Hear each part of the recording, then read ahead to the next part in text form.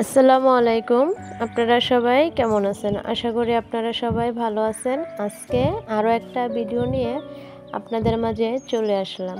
তো যেহেতু এখন বর্ষাকালের দিন, তো এর আগেও আমি আমাদের এখানে যখন নাকি নতুন বর্ষার পানি চলেছিল, আমি আপনাদের কাছে খুব অল্প করে ভিডিও শেয়ার করছি। তো আজকেও আমি আপনাদের মাঝে শেয়ার করতেছি। কারণ আমাদের বাড়িটা যেহেতু একদম মাঝখানে পড়ছে, চারদিকে শুধু এখন পানি আর পানি। তো আমাদের এখন চলাফেরা করতে গেলে একটু সমস্যার দিকে আমরা পড়ে গেছি গা, কারণ শাখা ছাড়া আমাদের চলাফেরা করা যায় না। তো দেখতেই পাচ্ছেন আপনারা কি পরিমাণে আমাদের এখানে পানি চলে এসে, আর এখন পুরা যেতে জোয়ারের পানি এখন আসতেই আছে, প্রচুর পরিমাণে পানি, আরও পানি হইব, কিন্তু সময় লাগে আসার জন্য। তো এখনই আসার টাইমটা হয়ে গেছে, পানি আস্তে আস্তে করে পানি খালি বাড়বে। আর এইখান দিয়ে আমরা এখন একটু সমস্যার ভিতরে আছি, শাখা নাই তার কারণে। তো দেখতে পাচ্ছেন ওইখানে একটা বাঁশ রাখা আছে। তো এখন আলহামদুলিল্লাহ মনে হয় রোববার দিনে আমাদের এখানে চলাফেরা করার জন্য শাখা দেয়া হবে। আর এখান দিয়ে দেখতেই পাচ্ছেন জোয়ারের পানি এসে কিভাবে এখানকার বান দেওয়া ছিল, তো এইগুলা ভাইঙ্গা তারপর চারিদিকে পানি ঢুকে গেছে। আর দেখতে পাচ্ছেন আমাদের গ্রামটা কি সুন্দর, চারিদিকে শুধু সবুজ আর সবুজ। শুধু আমাদের গ্রাম বলে না, গ্রাম অঞ্চল বলতে দেখতে খুব সুন্দর লাগে, কারণ চারিদিকে যেদিকে তাকাবেন শুধু গাছগাছালি ছাড়া আর কোনো কিছু দেখা যায় না। মাশাআল্লাহ, খুব ভালো লাগলো দেখে। তো আর আজকে আমি খুব ছোট্ট করে আপনাদের মাঝে একটা ভিডিও শেয়ার করতেছি। আজকে দুপুরে কি রান্না করে খেলাম তাই আপনাদের মাঝে শেয়ার করলাম। তো ভিডিওটা যদি ভালো লাগে অবশ্যই কমেন্টের মাধ্যমে আপনারা জানাবেন।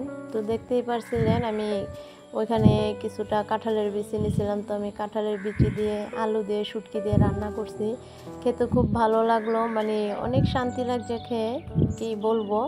তো আপনারা এরকমভাবে রান্না করে খেয়ে দেখেন, শুটকি দিয়ে কাঁঠালের বিচি, আর সাথে যদি একটা আলু দেওয়া যায় তো খাবারের স্বাদটা আরও বেড়ে যায়।